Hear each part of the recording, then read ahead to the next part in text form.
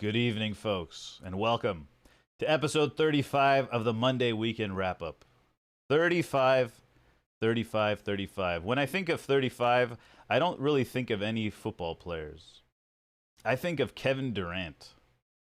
And what is the footballing equivalent of Kevin Durant? Well, I don't know. But who moved from a low market team to a stacked team in recent memory? Erling Haaland. I think Erling Haaland is the Kevin Durant of football. He's gone from a low market team to a stacked team to win championships. Very, very low brow move in my opinion. Easy wins. Unbelievable. City things, oil money, all that stuff. Okay, let's see who our first guest is for this evening. Joining us from Vancouver, BC, Canada, we have Mr. Milothe1st. Milo, welcome into the show. Good evening, everybody. Good to be here. Nice. I'm very well. Very well. How are you? Nice new Arsenal kit there. Very nice. Yeah. It finally arrived in the mail. It's Dennis Bergkamp on the back. My favorite ever player, for those that don't know. What a player. How many times do you think you've seen Dennis play? How many times have I seen him play? Yeah, like if you had to estimate. Probably every appearance for Arsenal, so... Oh, wow. And that's... Yeah. I mean... I don't know how many that would be. Over 100 goals worth. Nice. Great player. Yeah, my favorite player, yeah. Also joining us from the Pacific Northwest, we have Mr. Mykal87. Michael, how you doing? I'm doing well. Hope you guys are doing well. Yeah, doing good. We will be having guests join us for some of the segments on the show this week. But first, we're going to start off with a little bit of Ballon d'Or talk, guys. The Ballon d'Or ceremony was this morning for us on the West Coast. Big ceremony, you know, almost like the Grammys or the Oscars of football. Winning the top award this year with his first career Ballon d'Or was Real Madrid's Karim Benzema. He's finally won. He is the second oldest player to win the award at age 34. And he's the oldest since an Englishman. In 1956, at age 41, Stanley Matthews. Milo, you probably... No, I'm just kidding. He's... what was... he's a goalkeeper? I'm guessing? I don't know. No, he's an outfield player, a fantastic outfield player. I think if you look on YouTube, you can find some footage of him, but he was a phenomenal midfield / forward. Okay. Yeah, so he's the winner. He won the Champions League, obviously, with Real Madrid. Do you guys think it's a deserved winner for Benz This season? Yeah, I think. Yeah, I don't think you can really. His individual performances, the team's performances, his contributions to the team. I think so. Yeah. Yeah, I mean, last season, especially the Champions League, it felt like every time you looked at the score sheet, it had Benzema on it. I think he did a fantastic job for Real and kept them relevant, really, even when at times they may not have been so good on paper, you know? So, yeah, it's probably deserved. The Ballon d'Or is something that annoys me a little bit. I'm not going to lie. It's not my favorite award. I'm probably still a little sour that Thierry Henry didn't win it in 04 because he should have done. No disrespect. Probably the best player to. One of the big players that didn't win one. Right? Just for me, it's I get that you have to win a Champions League, but you shouldn't have to. That's not what the award is. It isn't. True. The player that won that helped a team win the Champions League. That's not what the award is about. It didn't help Lewandowski. No, that's true. And there, yeah, by all means, it's probably not the first time it's been called upon as a an odd decision, but I just think if you look at a player for what he's given to football, consistency for his team, as well as winning trophies and yada, yada, yada, I feel like, so maybe that's why I'm a little, and then plus I kind of got bored of the whole Messi-Ronaldo roundabout. So I didn't really think about the Ballon d'Or until maybe the last couple of seasons, Yeah, I think his resurgence with France too. Yeah, he won Nations Lewandowski League, got right? robbed. France won Nations League, did they? I think they did. I don't know if that was the Nations League at all. Okay. I don't know that many people that did. Yeah, he came back in to the fold. But even with the Euros, in the qualifying recently, his resurgence into the French national team after all that drama got squished. I think his performances every time he was on the field was impressive. Not to mention that if you watch the game and you're not just a somebody who reads the stat lines, he does a ton for that team, outside of just putting the ball in the back of the net too. The way he can set up Vinny, he can create space for the wingers, his ability to drop back and play the ball and hold up play. Like he had easily probably the best year of his career, and he got rewarded for it. But to your point earlier, Lewandowski definitely got robbed in his probably best year of his career as well. But there's still a part of me that thinks that him being robbed is because he doesn't have that ability to be that national star like you would for a France team or Argentina, Portugal, Brazil, the typical nations that you would see. So yeah, that still baffles me that Lewandowski got robbed, that whole situation. Couple things about this Ballon d'Or. They changed the voting situation, right?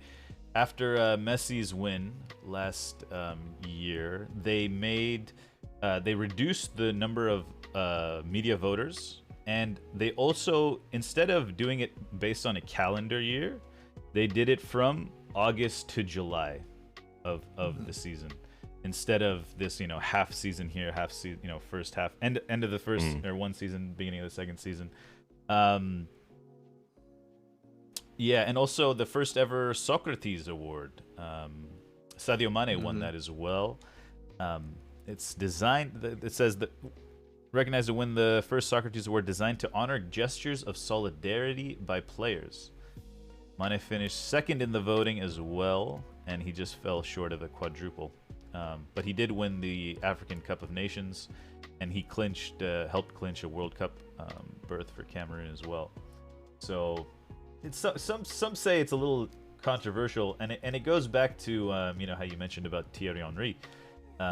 You have to win a Champions League or something like that, right? It seems like these being the main man for your national team plays a big role in these types of things, because a lot of people don't believe Mane was the main man at Liverpool, right? They challenged for a quadruple, and a lot of people argue that he wasn't the it was Salah, and I believe Salah was up there as well. But it's interesting. It's interesting to see that. But I definitely agree that actually Goodfella in chat also mentioned that he was in the shadow for so many years. I mean, he's been at Madrid since 2009, I want to say, or 2010, something like that. We'll talk a little bit about Clasico in a bit, but yeah, it's really good to see him win. I like his style of play. That kind of not like a strict goal poacher, not a he can do a little bit of everything from that 9 position, and it's cool to see the old guard do that type of stuff. Kevin De Bruyne coming in third, first podium finish for him. Lewandowski in 4th, Salah in 5th, Mbappe drops to 6th. I also feel like they should cap it at just do the 3. First, second, third. Who cares about who's the 24th best player in the world? Anybody? Does anybody care? I don't. I doubt even the player cares. Like their agent cares because they're gonna get that money. Maybe. I know. Maybe it's the hater of the Ballon d'Or process in me, but I'm like, let's just end it at the top 3. Yeah, I don't know why they what was it 30? 25 players. So Yeah. 25, 30. I think someone said earlier in the Discord. Messi not on the too many. list, which is interesting. Messi not on the list. Yeah. Yeah, he's not had the best calendar year, right? I don't think. Was it CR7 was 20th? Yeah, CR7 was 20th. Now that I'm understanding that it's from August to July of the calendar year, or of the season, Messi being left out makes a lot more sense because he's had a pretty good beginning of the season here. True. Yeah. So he'll be back in the list next season then. Yeah. So Stefan's mentioning Mane in second is crazy. Yeah, I see where it's coming from, but I think if there's a precedent of, if you do something with your national team, you got to be on the list. Otherwise, you're undermining national achievements, and it's, in a way, it undervalues the entire tournament in a way, But yeah. And Iran, no, you did not miss his Peppa fraud segment. Well, that's the thing, right? Is the Ballon d'Or is the best? It's the best footballer, right? It's not the best club player or the best national team player. It's supposed to be a combination of both. So you kind of supposed to be. You have to take into account that their national team duty, and that's why I still think Luka Modric winning it is a testament to that, because not only was he playing great football for Real Madrid, but then you look at what he did with Croatia in the World Cup run they had. How do you not give him the Ballon d'Or right after that season? I think if Lewandowski, played for Germany or Belgium or any other one of the big top 10 nations, he probably wins the Ballon d'Or, no question, and it doesn't mysteriously get canceled, or Messi doesn't accidentally win another one or some weird thing. So I think it definitely has to do with that, and I think the change to the voting will help that. I think now that there's an actual timeline for the voting that makes a little bit more sense, we'll probably see a little bit more consistent winners, and unless it's Haaland for the next 5 seasons. So yeah, I guess we can think about that. So who's had the best start of the season so far for their respective clubs? By the way, Mordecai is referring to Liverpool being the best team in history. two games away from best team. I mean, a quadruple would have been. Let's not get carried away, though. Like best team in history. Like, come on, let's rein it in a little bit. Let's see. It's got. I mean, you look again probably at Erling Haaland and then Kevin De Bruyne, 1-2 punch for Ballon d'Or for the next. How old is Kevin De Bruyne? Jeez. De Bruyne he's plus 30, I think now. He might be 32. I think 32. Yeah. Something like that. Does maybe he get one before he's done? I mean, if he rockets Belgium to a good World Cup this season or this year. Yeah, I mean.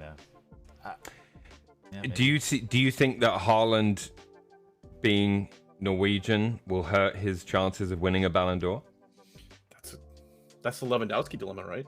It is, but this is why, like, again, I don't think there's rhyme or reason to it, and I also wonder, maybe not so much now. I don't know how the ballot process is done. I'm not the biggest Ballon d'Or fan, so I don't pay too much attention to it. But in terms of the way it used to be voted on, I think there was a lot of room for swayed voting.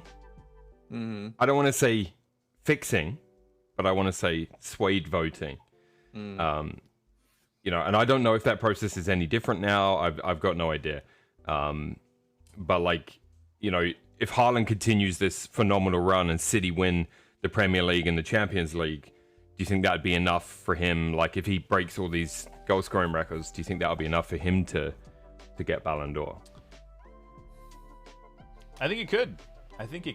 Because the chances are his national team are probably not gonna take home a major tourney. Well, especially not this year. I mean, if he somehow like European qualifiers or whatever international games they have coming up this season, if he performs in some of those, scores some goals, he can only win so much, or he can only do so much for his national team. But yeah, I think from the Premier League, who's the last to win it? Was it Ronaldo? No, Ronaldo? And he scored a buttload of goals, but United won the Champions League that year. He wasn't playing for United when he won the Ballon d'Or. He won when we won the Champions League. He won Ballon d'Or that Oh, year, he I did? believe. Yeah. But since then, it's just been Ronaldo and Messi in Spain. God's been out forever. Oh yeah. So 2008, CR7. So if Haaland has a season like that, and City, I would say if because he had a crazy amount of goals as well, not quite, not the rate that Haaland's going, but he was like, I want to say 50, 60 goals that year all across all competitions. Yeah. That was the last one to do it. Yeah, Fun. but yeah. Also, other guys winning. Courtois, best goalkeeper. I think that's deserved. Gavi won the Copa Trophy, the under 21. Camavinga in second. Musiala, Bellingham, Nuno Mendes, left back from PSG. Vardiol behind them as well. Saka finishing in 8th. Gavi, right? He came on the scene playing for Spain as well. He had the whole Nations League to himself. No, was it the Euro? I think he played on all the Euros. He's a talent. I believe Camavinga already won it, so it's pretty good. Musiala was robbed. Musiala was robbed. There's no way he's the third best player in that group. There's no way. He's miles clear of Gavi. I'd have that argument with every Barcelona player or fan that wants to. Well, Stefan will take you up on that. He's in the chat.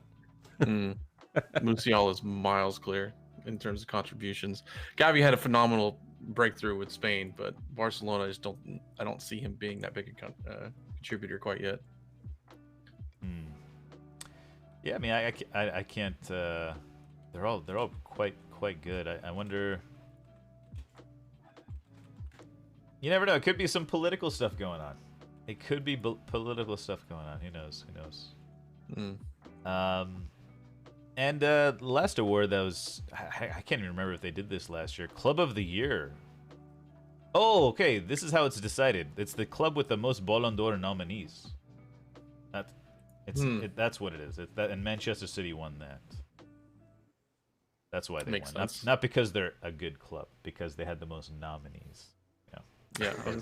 So if you have the Ballon d'Or winner and the best keeper, that usually makes you the best team, and you won the Champions League. Let's see. How many did Madrid have? Madrid had Benz 1, Courtois 2, Vinicius 3, Modric 4, Casemiro 5. What's Man City's then? Rudiger 6. Bruyne, technically, I guess. Bruyne, Haaland, Cancelo was nominated. Cancelo, Ederson, Silva, and Foden were on there as well. Mahrez Mahrez finished 12th. Mahrez. Riyad Mahrez finished 12th in the Ballon d'Or. I'm not. Okay, That's what I'm talking. I think it's a little political. This is what I'm talking about, man. It's like outside the top 3. The whole competition is just like, yeah, like it's just I don't know. Riyad Mahrez didn't even have a better season than CR7, who finished 20th. I would argue Mykal87 had a better season than Mahrez. Also true. Yes. Yeah, Son definitely had a better season. Oh no, he finished 1 point above him. Martinelli had a better season than Riyad Mahrez. Anyways, that's a joke. Yeah. Well, Karim Benzema, congrats, man. I think it's well deserved. I don't think anyone's gonna disagree with that. Those Champions League performances by Madrid this last season were just great. All their first Frenchman to win it since Zidane, is he? I assume. Yeah, which was cool that Zidane handed him the trophy as well. Nice. That was kind of cool. Yeah. There's one thing about this that I did want to get off my chest, that I've been seeing a ton of this on Twitter with this, is a ton of passing the torch to Benzema. Like, I've been seeing that phrase a ton with this award. I'm like, the guy's 34 years old. He's on the last contract of his career with Real Madrid. You're not passing the torch. Passing the torch would have been to Vinny or Mbappe or one of the younger guns. This is a dimming of the torch. Yeah. Definitely. Rant over. Sorry. No, I couldn't agree more. I agree. I couldn't agree more with that. Well, speaking of Benzema and Real Madrid's performance in the Ballon d'Or, we had a kind of big game in Spain, traditionally big game, El Clasico on Sunday. I watched most of the game. Madrid winning 3-1 pretty handedly. This now puts Xavi at a 56% win rate after 50 games. Ronald Koeman had a 66% win rate. Barca fans would argue that Xavi inherited the club in a mess state, which is probably true. No off the messy field, yeah. Change of ownership. Things just aren't clicking for Barca.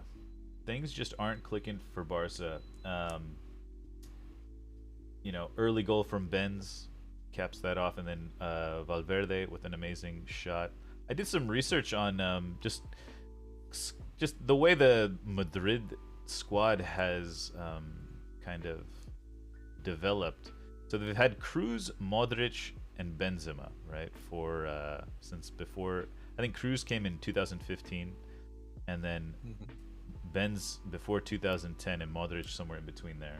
So those three were in the squad. And since 2020, they've signed Rudiger, Tchouaméni, Camavinga, Alaba, Militao, Mendy, Rodrigo, Vinicius, and Courtois. Or no, sorry, since 2018. 2020, those first four. Rudiger, Tchouaméni, Camavinga, and Alaba. Then the season before, Militao, Mendy, and Rodrigo. Season before, Vinicius and Courtois.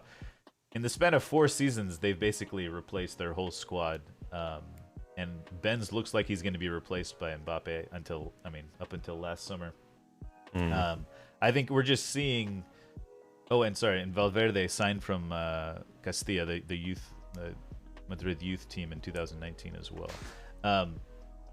You're seeing just what Barca was, the way they brought through their youngsters and through Masia with, I guess, the guidance of Pep was a big part of that, and that ownership at the time. But just the amount of talent they brought through and had that, in United terms, the conveyor belt, right? Ferguson was known for having the conveyor belt. Once this guy got a little too old, you had a new guy coming in. And Madrid is doing that perfectly. They're doing great financially as well. Club spending 85 million on 32-year-olds is going to help that situation, but we won't talk about that. But really interesting to see how Madrid are just such a good functioning club right now compared to Barcelona. And I think it was just very apparent, right? Barcelona, they look disjointed. They had a decent fight, but they look disjointed. The conveyor belt is just not there, right? Busquets might be towards the end of his career, or obviously he's going to MLS next season, but there's no one coming on that conveyor belt behind him. I thought Frankie was that style of player, but he can't do the single pivot like Busquets can. So it's a little hazy at Barcelona. They've got all these interesting contracts of that obviously this summer was kind of wild, a little hectic, or volatile for them, I guess. And you could just see that on the pitch, that one club was just running like a Ferrari, and the other club was just kind of getting through things. Champions League wasn't that great. But yeah, I don't know if you guys caught any of the highlights of the game or anything, but Rodrigo coming on later. Yeah, I saw bits and pieces of it. I think for me, I actually, at the start of the season, I thought Barcelona might do quite well with just the strength in depth and the quality of players that they managed to bring in magically. It seemed every week in the summer we were talking about, oh, Barca are getting this guy, and it was like, okay, and then, but I feel like it's one of those, it could have gone either way. And I mean, obviously the season's still young, and it's one game and all the rest of it. There's plenty of time for them to turn it around, but I feel like there's a lot of individuals not playing as a team. That's what I got out of the game at the weekend for me. That was exactly what I was going to say about the game as well. As you looked at it, and you can tell Real Madrid are a team that were built and are playing like a team, and Ancelotti's got them as a unit, whereas Barcelona seemed like it's 11 men on the field trying to make it work on a Sunday. So it doesn't like the biggest thing for me is you get Dembele, I feel like every time he gets the ball, he's cutting in on a strong foot and he's trying to take some weird shot. Same with Rafinha, he's trying to do dance moves and trying to get his open shot somewhere. And then it gets to a point where the buildup just stagnates and they're like, screw it, Lewandowski's in there somewhere, and they just send it to him. So, which got him a draw in the Champions League, which gave him this like 1% chance of survival. But it's felt that way all season. Every game I watch for Barcelona, it feels that way, and sometimes it's working, sometimes it's not. But when you come against a team like Madrid, in their house, you're not gonna get away with that kind of performance. Yeah, it's just one team, and it's kind of an interesting mirror, or whatever the word is, metaphor. The construction of the stadium, all this while the stadium's being constructed. They're rebuilding and just in the last 4 years they've kind of rebuilt the team. They're missing a couple, the Cruz, Modric, and Benzema are massive pieces to this puzzle, but you get the sense that and they're doing so well financially.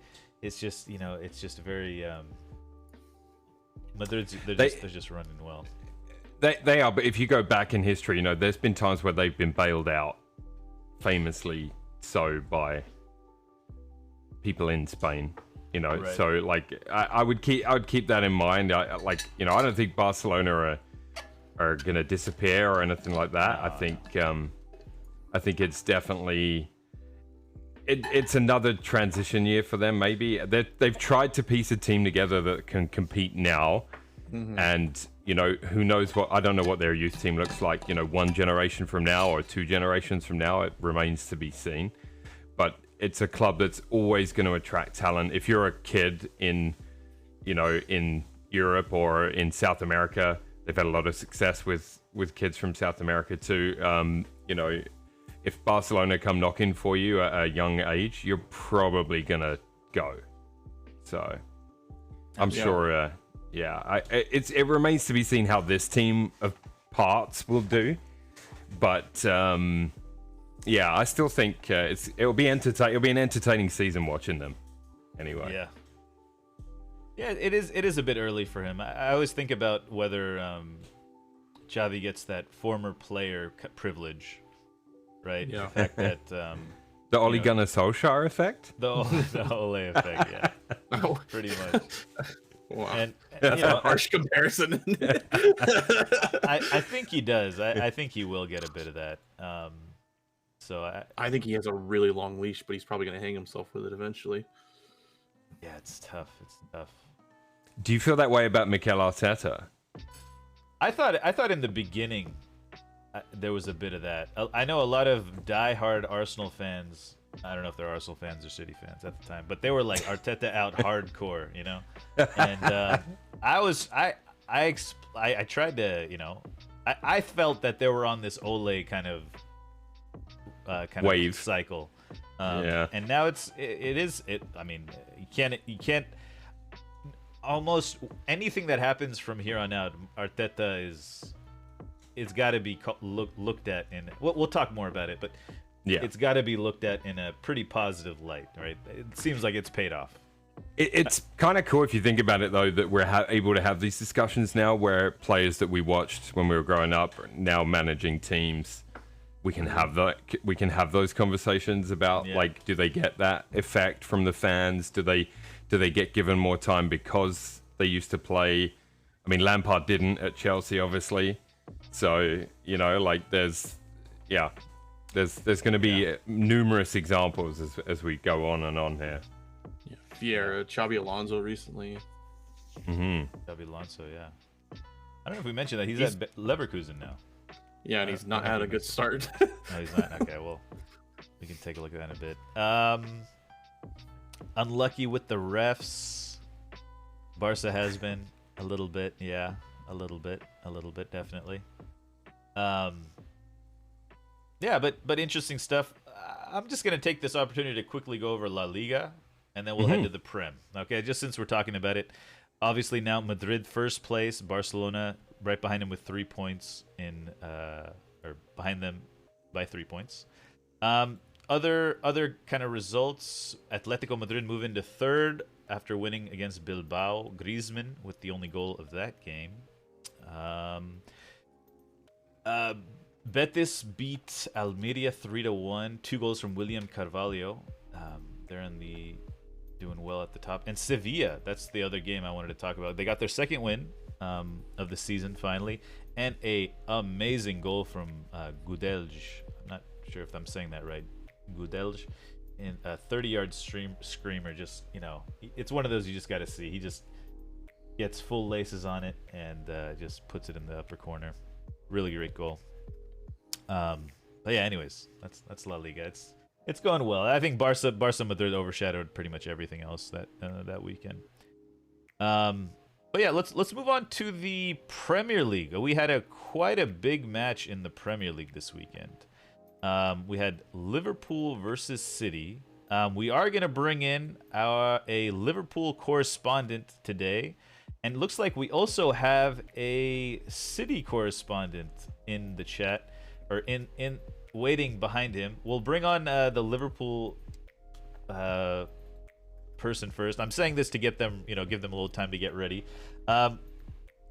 Just quickly between us, your thoughts about the game. What did you think? Deserved victory for Liverpool. There was a lot of talk about the refereeing a bit. I think that obviously for me, I was quite pleased. Again, too early to really look at it, but City dropping points is something I'm pretty happy about. I don't think it's going to happen a lot. One thing I think Liverpool played very well. They could have won that game by a couple of goals, especially towards the end when City were extended a little bit, looking for that equalizer. A certain Darwin Núñez, maybe we'll get some comments on him from the Liverpool correspondent, but Núñez, I thought, he had one chance that he should have buried. He had one chance that I thought he was so selfish not to pass to Salah, and that could have been just wrapped the game up for them. But yeah, it's a massive win for them. And again, a team when a team's cornered, they're really dangerous, right? Like, especially, I felt that way when Arsenal played them, and I thought it could have happened there, and it didn't. We managed to get that win, and then it happened to be City. Yeah, there was some close calls, there was some controversial calls. City just had a bit of an off day offensively, and I still think they're so comfortable on the ball. When you watch City pass the ball around, every single player in that starting 11 is so comfortable passing and receiving the ball with any amount of pressure around them. It's mind-boggling. It really is. So I think Liverpool did very well to get the 3 points. Yeah, Michael, your thoughts on the game? I thought it's harsh to say, but in my viewing of the game when I was watching it live, I was really surprised Liverpool got the result. I think Mykal is right, though, that they could have had a little bit bigger result once City were behind. I felt like they were pushing for the draw. They could have, as you said, Núñez could have made it easily 2-0 or worse. But City had a lot of really good looks, and to Milo's point as well, they controlled a fair chunk of the ball on the road in a really hard stadium to play in. That's not an easy place to go and get a result, let alone control the play that they did. So I think I thought it was a harsh result, but at the end of the day, Liverpool did their job. That was their big game that they needed to maybe right the ship. This might have been the wake up call for them. So Pep did not have his team train with "You'll Never Walk Alone" blaring in the background. See, that's the problem. You need to watch the Arsenal doc. Yeah, exactly. Arteta took the PA system with him when he went to yeah, Arsenal. that's it. Yeah. All right, here we go. Let's get our first Liverpool our first call in. We have a Mordecai who joined us on the show last week. We'll bring him on for here. Hello, Mordecai. Can you hear us? Hey, can you guys hear me? Yes, we hear you. All right. First of all, you're welcome, Arsenal. We're handing you the title on a platter. Second of all, I want to apologize to my dad, James Milner. I kind of slated him off last week. Said some things I probably shouldn't have said. So I will be buying a James Milner kit this weekend once I get paid. So I'll send him some money his way as an apology.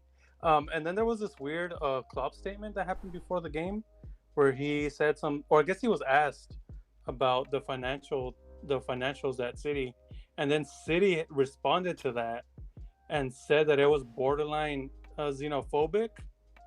I don't know if you guys have heard any of those comments yet, but apparently there's been some weird back and forth now between the. Oh, are you referring to the Gabriel Henderson situation? All I know you is said that before the game. Yes, before the game. Oh. So there was some statements, and then I think the City higher ups responded, and then deleted some comments that they made. But that was a little bit weird, and I guess it gave a weird vibe to the beginning of the match. But overall, I was really happy with the result. I didn't think it was harsh by any means. I think we controlled a lot of the game, which was it surprising? Yes, but I don't think during the game it was. Watching after the game, it was harsh. There was a big VAR decision before we took the lead. So there was on the build up to the play, there was Ederson saved the ball and it should have been a corner, and then he got injured, so there was some confusion, and then I guess the refs didn't see the corner, so they awarded a goal kick, and then Haaland brings down Fabinho, I believe. That's right. When you watch it live, it didn't look like a foul. I didn't think it was a foul live. And then it looks like Alisson grabs the ball, and then Haaland kicks it. That's what I originally thought was the foul. So I was thinking, oh, he grabbed the ball, and then they bring it back for the pull. So it was a really weird series of events. I think if you add it all up, it equates to a no City goal. Like putting all those things together, so it shouldn't have been a goal kick in the first place. So it's just I think the referee let too much go, which is a weird thing for me to say because I usually like the refs letting, but I think he was a little bit inconsistent, and he kind of got told a little bit, maybe like, hey, you're letting it go too much. But it was weird. So, but if you add up all the three things in succession, I think at least one of those would have probably made it not be a goal. And then it was really weird that I didn't hear a lot of. We talked about KDB reaching third in the Ballon d'Or. He was basically invisible this match, which is really weird. But I think the two-man, we have two in the six. So we had Fabinho and Thiago in the six this time. So I think Klopp's been tinkering with the two holding midfielders, and that kind of helps protect Milner in the RB, because I looked at a lot of the pass stats, and they were really heavily on that side. So they were targeting Milner, so they knew that it was not as easy as going through Van Dijk. I wanted to ask you guys a question. Do you guys think that City is becoming too dependent on Haaland? I think we've seen it in back-to-back matches where on the Champions League he didn't start, and now on this match he was kind of invisible. And both matches they haven't had anybody else, come up and take the reins. I mean, he did have a few chances here and there, kind of 50-50s here and there, but it just seems like maybe that's something that Pep needs to look at to make his side less dependent on him. Yeah, great. Sorry, go ahead. And then I just had one more thing for the goal. Alisson has 1 goal and 3 assists, which is putting him now second behind Paul Robinson for the most goal involvements for a goalkeeper. So I thought that was really cool. And then the weird thing about Salah not being given fouls.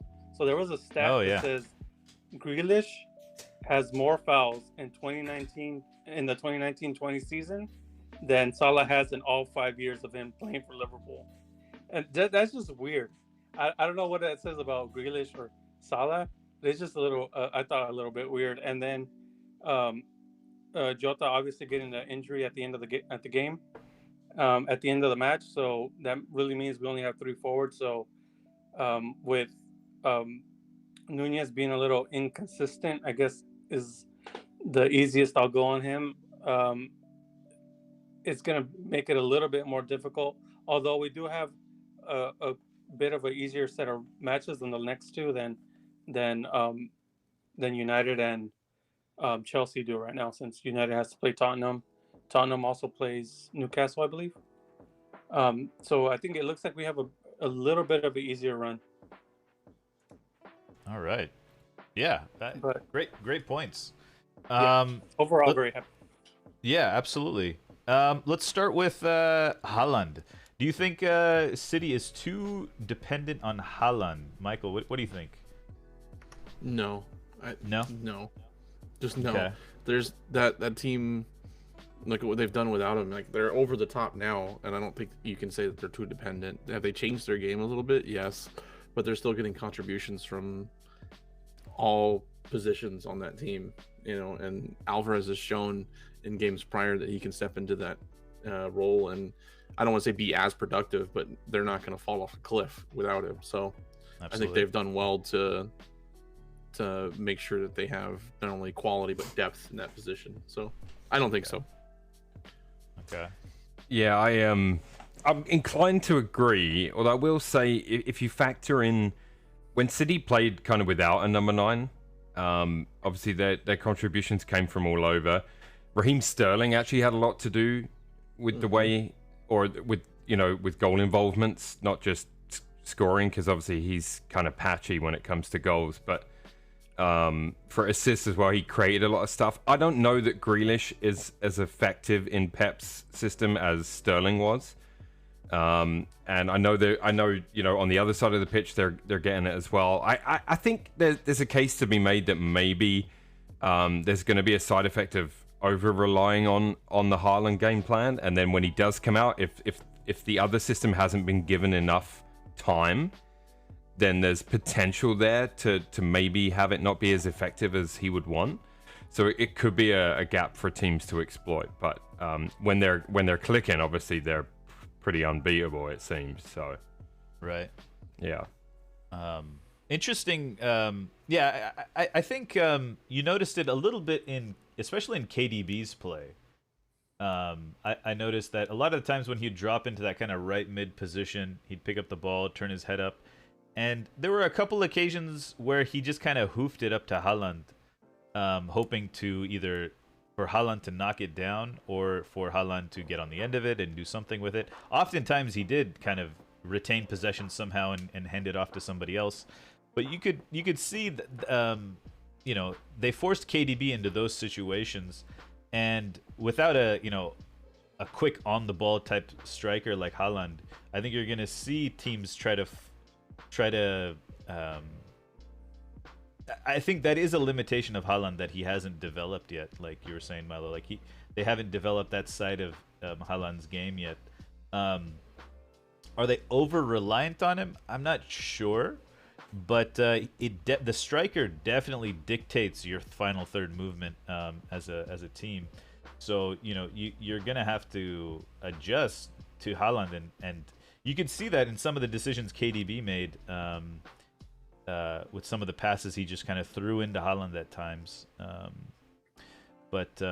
Interesting question. The other thing you brought up, or I don't know if you brought that up, but they only had one sub. They only made one sub, while Liverpool made five total subs for that game. They left Grealish on the bench. I was just looking at their injury list. They had Stones out, Walker out, and Phillips out. Mm-hmm. And their bench, the only notable names were Julian Alvarez, who came on for Gundogan, I think in the 60th minute or something like that. 89th minute. He was really late. Oh, sorry. I'm thinking of Liverpool's subs times. Never mind. Okay. Okay. So Alvarez came on super late. Grealish stayed on the bench. Mad is on the bench. And the rest are pretty much... They have the young Palmer kid, but other than that, there's not much depth, which is very interesting. To me as well, that's a basic mistake. I didn't pay attention to the substitutes count or timing. So for you to basically let me know that City only made one sub very late in the game, I mean, that for me that suggests Pep's being a bit stubborn with certain elements, especially after playing midweek. That's what I was going to say. They played midweek, and I know Grealish played, I think, the full 90 midweek as well. But I think you've got to, at some point, you need that energy, especially at Anfield. If you want to try and get something, energy, you got to take the energy away from Liverpool, and that means expending energy of your own. But Pep's always been a weirdo about subs. True. Yeah. It's always been a thing. I think a lot of their fans always bring it up. Well, if you look at the formation he ran against Liverpool, he ran a little bit different formation. It was kind of like a soft 5-back. They had it listed as a 3 at the back with Akanji, Diaz, and Nathan Ake, but they had Phil Foden listed as like the left wing back kind of flex kind of person, because they were so strapped with injuries and midweek game that it really becomes like an awkward 4 at the back / 3 at the back kind of movement. So you don't really have a lot of flexibility. You had Rodri and Silva as your holding midfielders with Gundogan and De Bruyne in front of them. So it was kind of a weird setup for them, and I really think that he overexpended for the Copenhagen game, and they didn't even get a good result in that game either. So right. Maybe this is Pep trying something new because he's got injuries and he's trying to flex something deep in his pocket. But when I saw that lineup, I was really interested by that. And then to Milo's or Cart's point, the bench too was just kind of very, very interesting. Maybe it was cocky. Yeah, I mean, one of our biggest City fans in chat is usually Extreme, and he mentioned that earlier in the season, and no kidding, there's not much depth in this City team. You got rid of Zinchenko, Jesus, I don't know who else, Sterling. These are, who did they really? I mean, obviously Haaland comes in, but there's some big pieces there. Other things Mordecai brought up was Alisson. Interesting, 3 goals. I think that's what it was, or 3 actions leading up to goals. Pretty interesting stuff. Yeah, that big counter, the way Salah kind of Salah almost played like a striker, it seemed like, in this game. Yeah, it's one of the things I've been wanting him to do more, other than being in the edge. Yeah, Salah played like a striker, and that long ball, and I think he was going up against Cancelo, and he just kind of turned him. Like, you see, it almost looked, when you play Route 1 football, it kind of feels like that, school, like kind of like you're watching under 12s or whatever, just ball bounces over somebody, and then just the fastest kid on the team just takes off, and he had a great chance, and Ederson made a great save earlier in the match, and then he got an almost identical chance and put it away. Great moment there. I was looking at some of the heat maps for the game, and the way João Cancelo was playing, he was playing like a proper number 7. He was playing right wing, just bombing down the side. And I think it was was it Foden? No, Elliott. Harvey Elliott dropped in at right back to help cover, because I was interested in what happened with Milner. So that's when I looked at the heat maps, and obviously Milner playing deep right mid, right, defensive right mid, if you want to call it, if we could call it that. And Harvey Elliott was kind of tucking in as a right mid, and also Fabinho. So they had those 3 sitting quite deep. And on the other side, they had Jota dropping deep and Thiago dropping deep, who were tracking De Bruyne's movements and Cancelo's movements as well, and obviously Robertson. And I thought that was interesting. And I thought the decision to sit Henderson was really, really good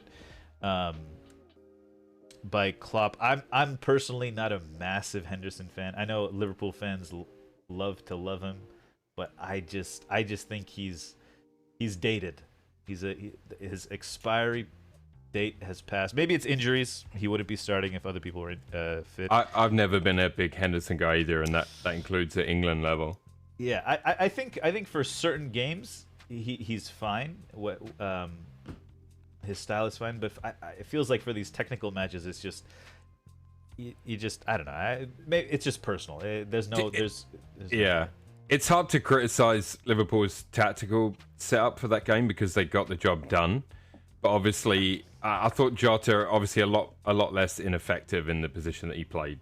Yeah, I think To Klopp's credit, though, this is what we were talking about for the last couple of weeks. I know me and Milo both mentioned it. Is how we were asking, how do we beat City, or how does somebody beat City? And you cut the service out.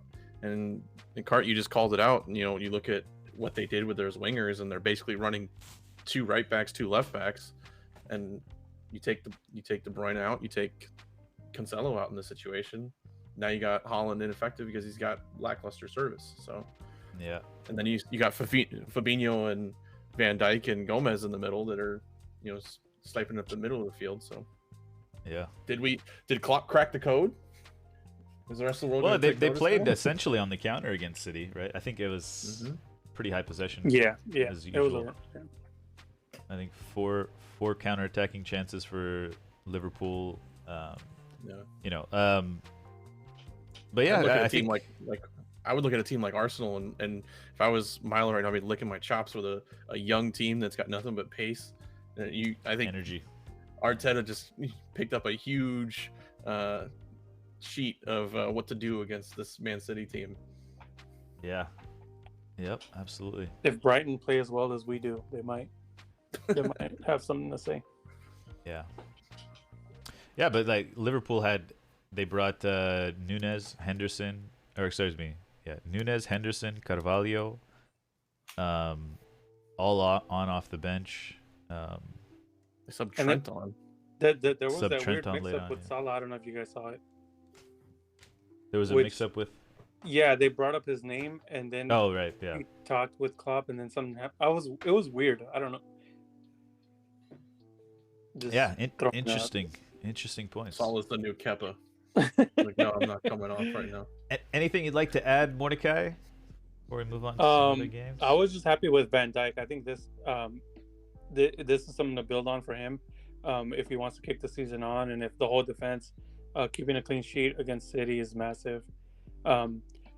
That's really what we've been missing. Like if we don't concede first, a lot of those games, it's just we just got to make sure that next week against the lower end teams we can raise our game and just as good as we did. Because if we play like today, I mean, we can get in that. I'm still writing off the Premier League title, but getting into that third, fourth place spot with a lot of the games coming up, I think it's we can play for it. Absolutely. Well, Mordecai, thank you very much for joining us as always. Cheers, Mordecai. Thank you, guys. Yeah, interesting. Guys, yeah, there's a link popping around in chat if you want to hop in. Just hop in. I'll see your name there. Chat about whatever you want, no matter what subject we're on. We're happy to have people join us. And the last thing Mordecai had brought up was Salah not getting called for fouls. He said in his last 5 years for Liverpool, he has the same amount of fouls called against him as Grealish has this in last season. So Grealish is one of the most fouled players, but Salah as well. They do not like to call fouls for Salah. You guys have any? I mean, I haven't analyzed this at all. Do you guys have any thoughts as to why this might be happening, or what if it's happened in the past to some player you know of? I would have to really look into it to really give, sort of in-depth comments on it. But what I will say is, do you guys agree he's not a player that goes to ground easily, or would you say he is? I'm sure there's examples of him going to ground easy, but what I mean is, there are certain players, Harry Kane, that just go to ground as soon as they can. So, Salah, I think, could he be suffering from that, where he's one of the players that doesn't go to ground very easy, and therefore, the refs are expecting him to carry on. I don't know. I don't know if there's anything in it. He suffers from integrity. Maybe there's been other players that have been there as well. There was a stat about it, like Messi was the same kind of thing. It was like you'd think Messi would be one of the most fouled players of all time, but statistically, foul call wise, he's actually really low on the charts because he plays through so much. He also has that ability to stay on his feet and continue on. So I think there's probably many examples of Salah finishing a chance that perhaps he got fouled in the build-up to, or providing that final ball despite being fouled, and the ref just gives the goal and you play on.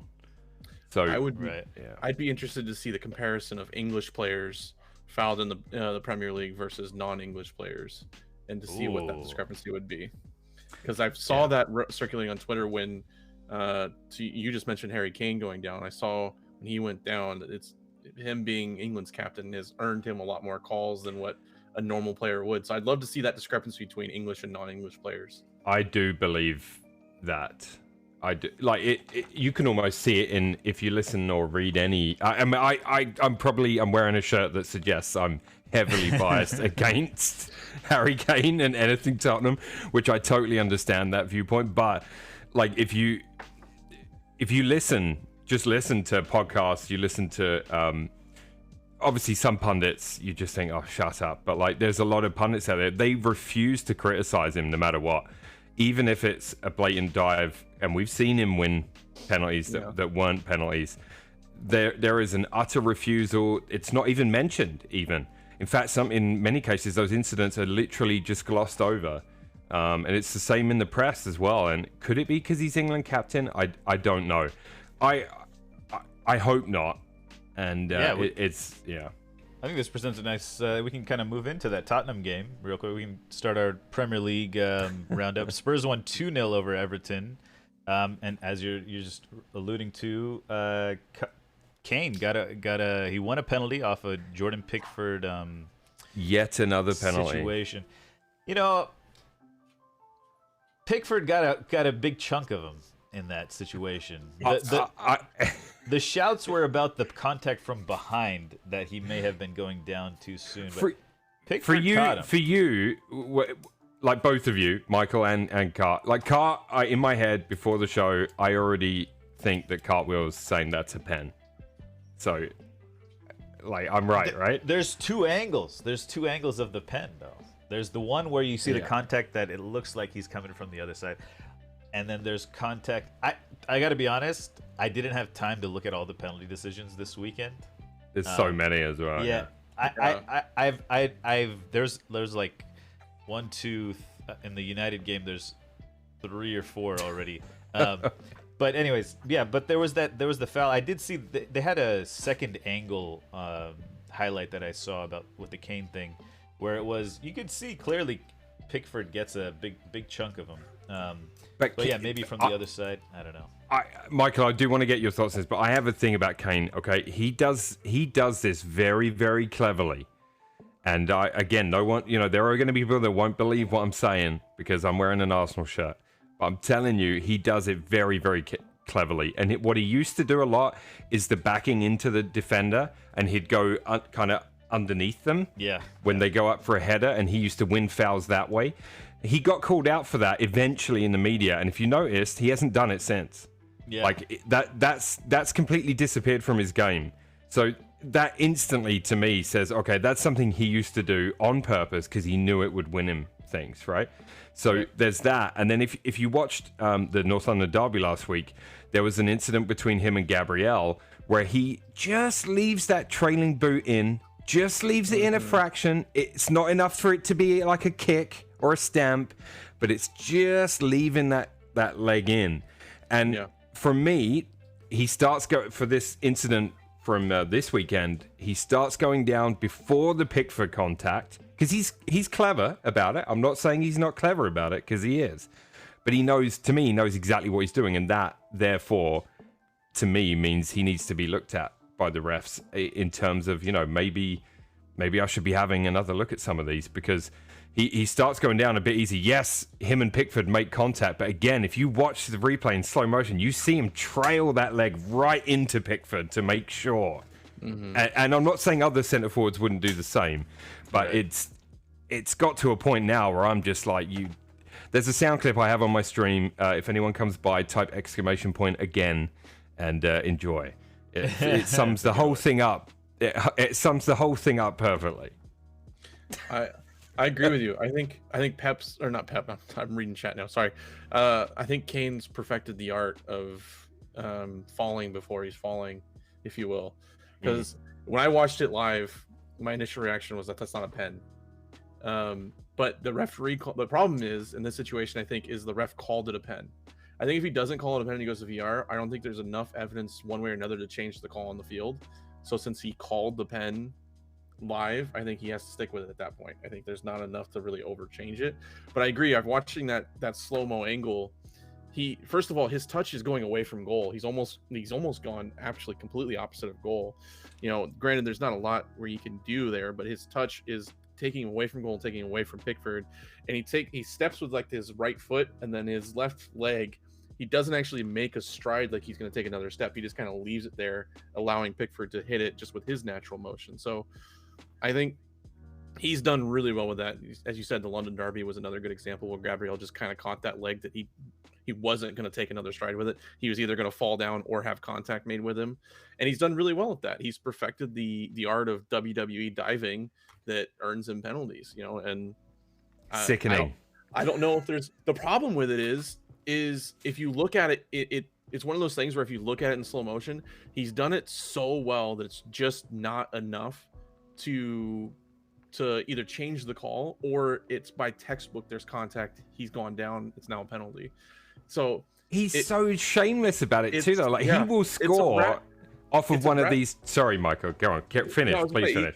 It's a rat technique, but it's getting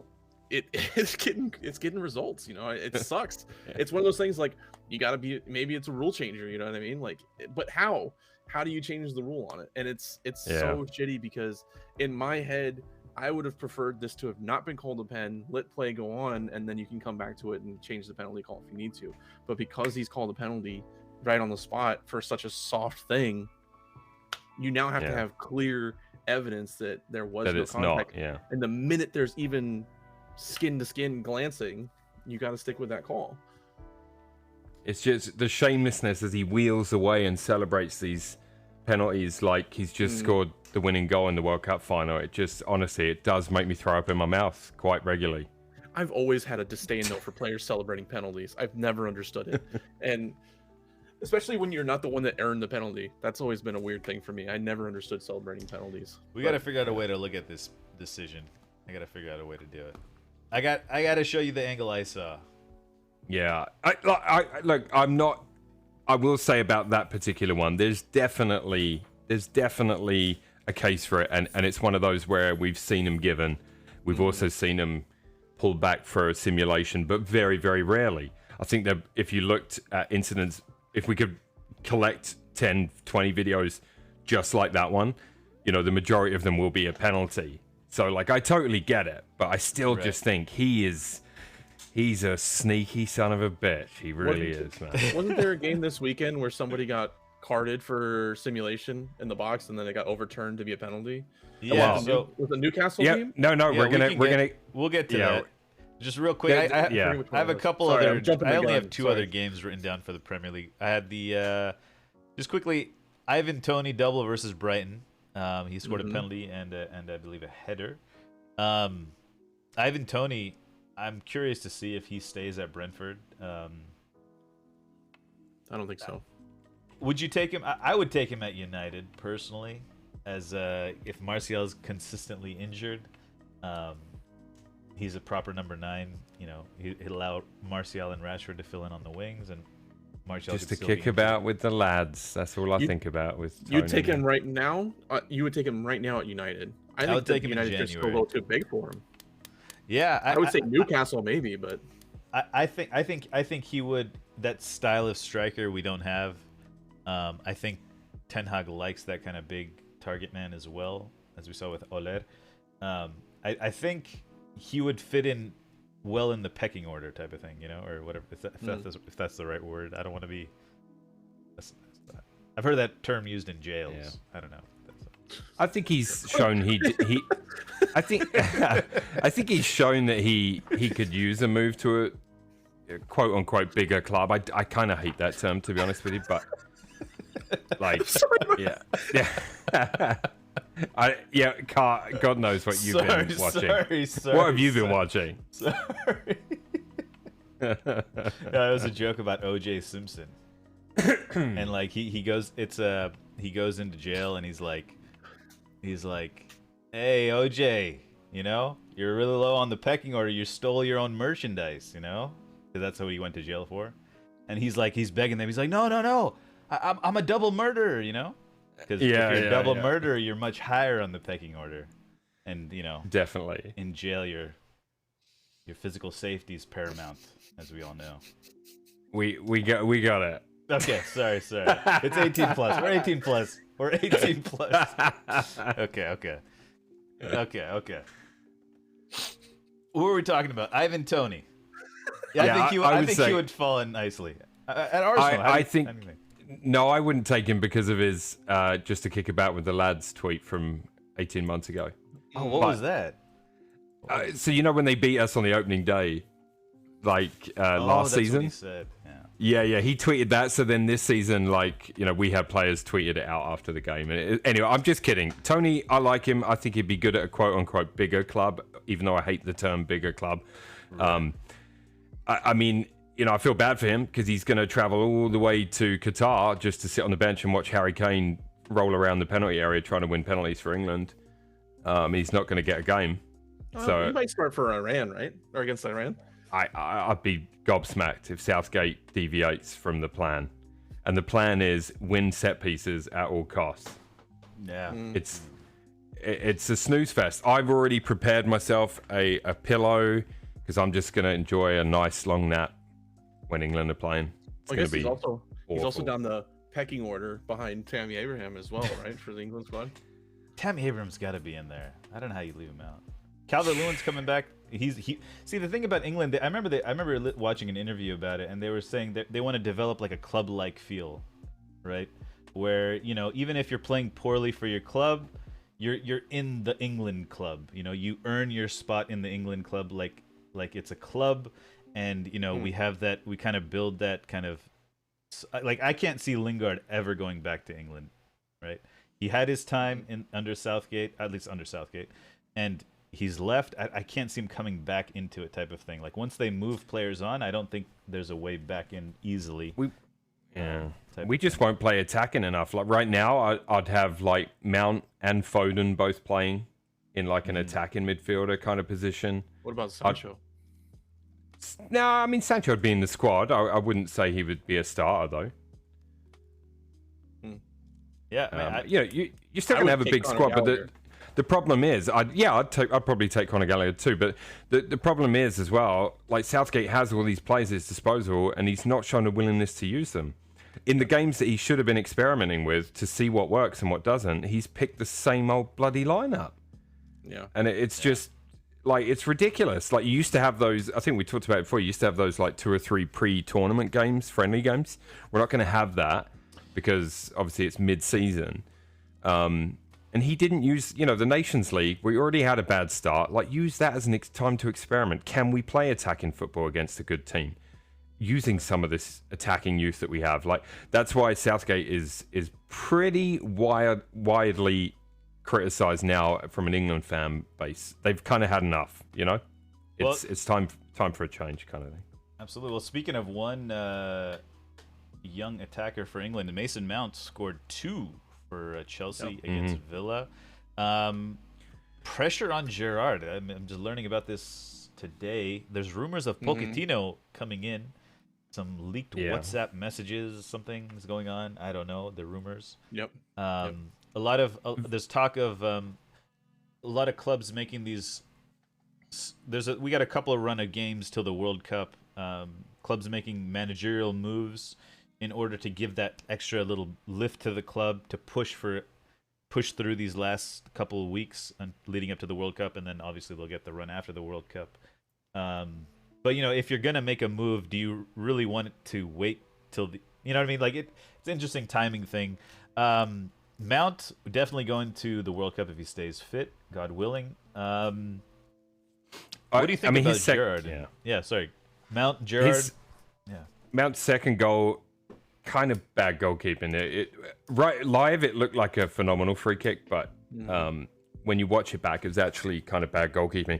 I will say this: I kept a close eye on this game because we got Chelsea looming on the horizon. Arsenal Chelsea's looming, and you know it's an interesting game that I'm looking forward to.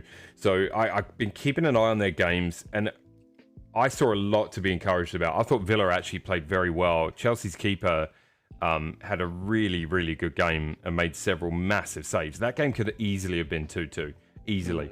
If not, it could have gone Villa's way. So I think there's something else going on with Gerrard in addition to the football off the field. And I don't know. I read something today, but it didn't seem legit enough to bring it up. But like, there was just, yeah, I wonder if it's not all football related for Gerrard, but we'll see. Yeah, I don't know. Yeah, I did see some like a triple save by Kepa or something, like you were mentioning. I think he's earned the #1 shirt back in Chelsea. Like Yeah. Mendy's terrible start, and then Kepa's had 4 good games in a row now. I just call him keeper because he's a keeper. Yeah. Mendy's injured, no? Or what is he? What is he? What's going on with him? No, he's fit. Oh, he's fit. He just got replaced. He got replaced for a Champions League game, and Oh, wow. Kepa had a phenomenal game, and then he's just kind of kept the shirt since then. And I think Potter, is a bigger fan of him, anyways. I think Kepa has better distribution, if I'm being honest. Okay. So, but my thing for Chelsea is that, and he didn't get on the score sheet today, but Aubameyang's actually seemed to found a little bit of resurgence under Chelsea, and I'm really surprised because I didn't know if Potter was going to be able to fit him in or not. But It won't last. I know. I was gonna say Milo's gonna have some sort of disdain with this, but I mean, It won't last. He's opened up. What he's done to me that's more impressive is he probably won't be consistently on the score sheet, but he's opening up players like Mount and Havertz. So I have a lot of excitement for what Graham Potter's gonna be able to do at Chelsea. Yeah. Other top of the table results, we had United Newcastle playing to a goalless draw. A couple interesting situations there I noted down. You know, Ten Hag, I don't know, the Hag told he mentioned after the game, we broke them, or no, what did he say? We broke them, but we didn't kill them, right? So I was really surprised after Newcastle's performances against, Chelsea, I think, and Liverpool, and even City, right? They drew City. Liverpool's, maybe not Chelsea. They looked strong. Wilson hit the post and the crossbar on one occasion. There was a foul on Wilson by Varane, which I thought was 100% penalty, and it did not get called for whatever reason. There was a VAR check as well, did not get called. There was a possible penalty on Ronaldo, possible penalty on Sancho. Those are kind of up in the air. There was one interesting sequence of play. Newcastle had a free kick just outside their own box. I don't know if you saw this. And the referee put his hand, like he saw the ball stopped. He put his hand up. The Newcastle defender kind of pushes the ball back to Nick Pope, the goalkeeper. And then Nick Pope kind of sets up to take a free kick kind of thing. And then Ronaldo jets in, steals the ball, and gets it on target. But then I can't remember who the goalkeeper or who the ref was. I think it was what's his name? City United ref. Craig Pawson. Oh, it was Craig Pawson. Never mind. He calls it back and doesn't let it go through. When you look back at it, yellow it's a carded cheap CR7 as well. Yeah, he yellow carded him as well. Anyways, I thought that was a little.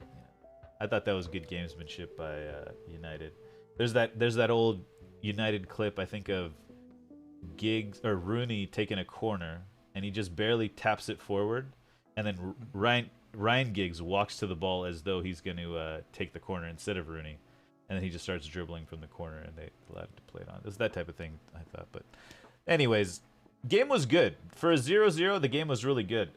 United kept a lot of, they're doing their possession. They very, very possession based from Ten Hag. I think we're just lacking that cohesion up front.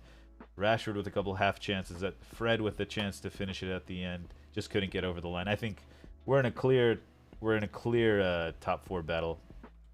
It is what it is. I think I predicted 6th, but and I saw some comments. Well, let's talk about the Arsenal game now. I saw some comments about Arsenal. I'm ready. Yeah. About their refereeing as well. But first let's talk about the game. Arsenal win 1-0 over Leeds. Saka with a great goal. Kind of like I don't know that goal. It reminded me of like a Van Persie or something, like a Robin Angle type of thing. You love it when those near posts straight. I actually have a comment on that goal. Yeah. From something that cropped up this week. So, obviously for the game, massive 3 points. I think, especially given that City dropped points. If that's who we're in a battle with currently, obviously Tottenham in the mix there as well. We can't take that away from them. So, it is the best start to a season we've had, as well, which is huge. Not an easy game, but also it is the kind of game that you have to find a way to win. Successful clubs win those kind of games, right? Maybe not everything's going your way. Maybe the team's not clicking. Yada, yada, yada. Insert reason here. There are going to be games where you have to grind them out. And away at Ellen Road is one of those places where I'd maybe expect that to be the case. So I thought it was a really tough game. Saka's goal was really good. And I actually saw a clip. I don't know how close they were apart. I saw a little video today someone released that had Arteta talking about what to do when you're near post in training. He was talking to, I think he was talking to Nketiah. I think Saka was there. Somebody else was there. And he was talking about when the goalie's at near post and you don't have that angle. He said you've got two options. You either cut back on the inside and shoot to the opposite side of the net and look for the keeper to parry it, or you shoot high. You don't, whatever you do, don't go low near side because the keeper should have that covered. So Saka appeared to do exactly what Arteta had, taught to them about doing in training. Whether or not, I've not seen Saka with a finish quite like that, but I mean, and he cuts to that area a lot. So it'd be interesting to see if we see a few more, much like that go in as the season unfolds. So yeah, that's kind of cool. Bamford caused a lot of problems for Arsenal when he came on, really energetic. I made a couple of notes about him. He had a goal disallowed, correct call by the ref. He pushed Gabriel in the immediate build up to that, so VAR called that one back. Ramsdale had to make a few really big saves, and in my opinion, is still should be pushing for the number one job for England. I don't think he'll get it, but I do think he should be in contention. And then there was a handball from Saliba, gave Bamford a penalty, and Bamford probably deserved a goal, really, because he made that kind of an impact. He puts it wide. Then there was a big tanglement between Gabriel and Bamford. So Bamford pushed Gabriel down, and Gabriel kind of lashed out. I mean, it was the very small lashing out. I'm tempted not to even call it a lashing out. There was a movement of the leg towards him. But anyway, what's interesting about this is, and I really am interested in this, is a red card was shown. That was the ref's immediate reaction, was a red card for the kick out by Gabriel, right? So, and a penalty. These were the decisions on the field at the time. VAR is consulted. He goes to watch. There's a blatant push by Bamford. So, okay, no penalty. It's a free kick to Arsenal because that happened before anything else. That's the correct decision. And he then downgraded the red to a yellow. Now, I don't remember the last time I've seen that, if I've even seen that. And what I really wanted to get your guys' input on is, I thought that was great to see from a perspective of a fan of football. I thought it was great to see that, and I wonder if other referees will look at a decision like that and go, I could do that. I could have a look, and maybe see an incident again before I solidify that red card. Yeah, Michael, what do you think? I would love to see it more often. Is it going to change? I don't think so. I think there's two things that are wrong with it. One, referees right now are going to be especially in the Premier League, are too stubborn to come out and just flat out change a red card. But that's what I said on the day. That was a case of the referee admitting he was wrong live. Yeah. I don't think I've ever seen that before. I've never seen it in any league. And especially when it comes to a red card decision. I've seen some with goals or maybe scratching off yellows, but never a red card decision. And then I would love to see it more, but I don't think it's going to happen. I think typically when you show a red card, unless it's you blatantly just missed it, like you thought he hit him studs up, and then you go in and watch the tape and he completely missed him, maybe. But I don't think it'll be a consistent thing. I would love for it to be, but I thought it was a brave call from the ref to rescind that. I really did. I thought the ref overall had a decent game. I think he got all the big decisions right, and it's not many games when I say that. Yeah, my jaw dropped when he did it. When he came back and he rescinded, I was literally like, "Whoa, that's new." So, yeah. What did you think, Carl? Yeah, so when I saw the replay, I was like, they got to overturn this, right? That was my first thought, and it was so clear that they had to overturn it, right? When it's that clear, I do see the refs, like, it was a PK and a red, right? Was it even a yellow for Gabriel? My gut was he would say it's a free kick to Arsenal, not a pen, but still leave the red for the kick. That's what I thought was going to happen. When he rescinded the red, I was like, wow. Well, was that the double jeopardy rule?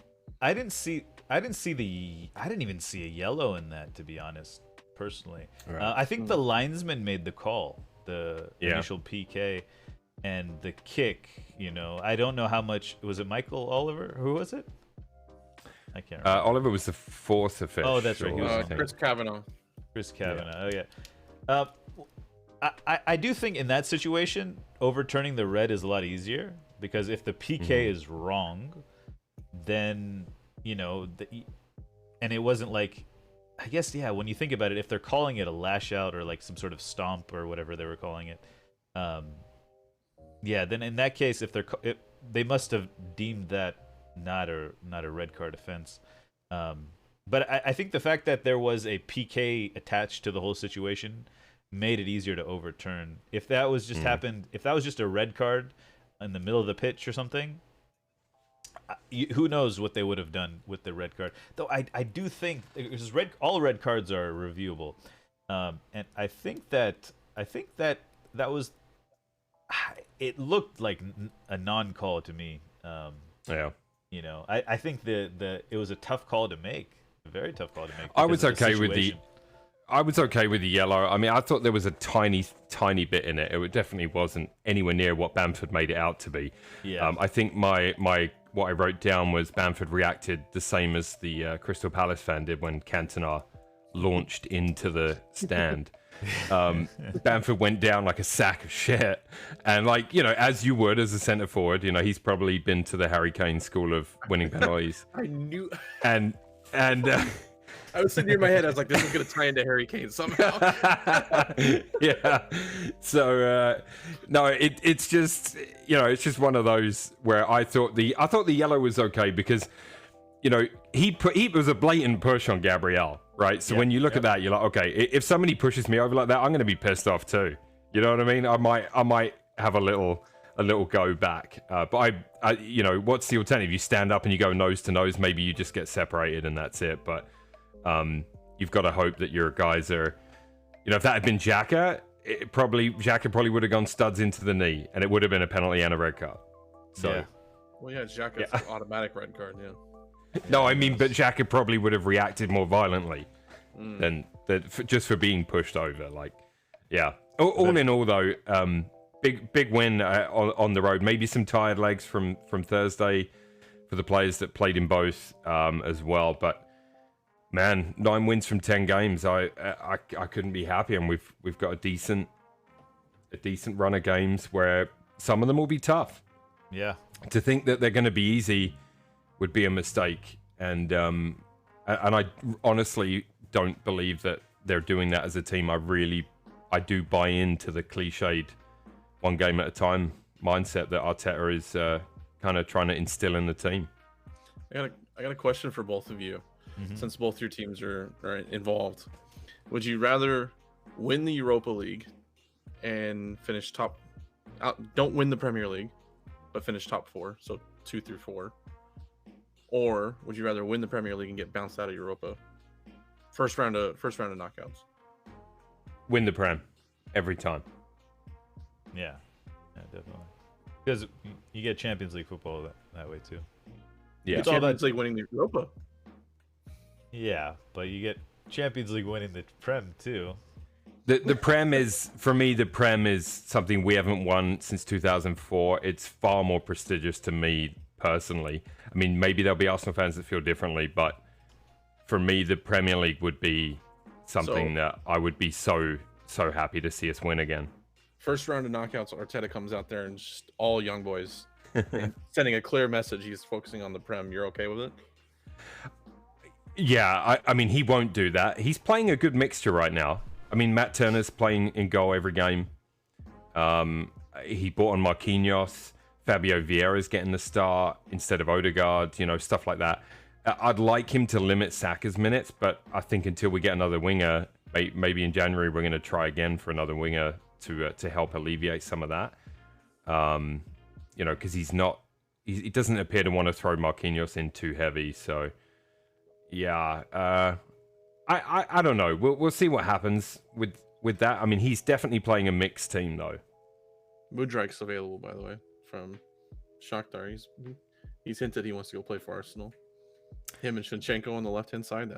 Yeah, I've seen a couple of rumors building for January, but I mean, I like I said, I think right now it's just focus on the next game, just one at a time. Cliche, man. Cliche City. I love it. Fair. Arsenal's looking really good. Arsenal's looking really good, and those other results are massive, massive results elsewhere. I gotta say, Cart. By the way, you're the only team outside of Bournemouth in the top 10 of the Premier League with a negative goal differential. I believe it. Yeah, it's true. When you, I do look at goal difference a lot. Usually it kind of correlates with the position, right? The team that's in the highest position has the highest goal difference, and that's why when you see City and Arsenal, it's like you get the feeling that maybe City will eventually kind of get higher or something. But yeah, Newcastle and United. Newcastle has a higher goal difference than us, I think. And I don't know, just looking at it, it's like, maybe Newcastle. I'm picking us for 6th still. I hope we can get 4th, but I still think we're gonna get 6th. Yeah. So if you're predicting 6th, Ronaldo, wouldn't you want to win Europa League then? Well, in that case, yeah. If you give me that, yeah. They give you that ultimatum. 6th place and win Europa League, I'll take that. Win Premier League and win Europa League, or lose Europa League first round. I'm cool with that too. I think the thing is, also interestingly, I noticed it with the City game. Pep made 1 sub. Ten Hag made 1 sub as well. So maybe Pep was watching the United game and was like, "What is Ten Hag doing? My the man who's eventually going to surpass me as the greatest manager on earth." What did he do? He just subbed in. He subbed in Rashford for Ronaldo, and it was. That's the only sub we made. We had really nothing much else on the bench. Like our squad is pretty light. Our squad is pretty light, and in the summer I was talking about, after those first 2 horrible games from Ten Hag, right? This is I can judge him after 2-3 windows. This is a rebuild, blah blah blah.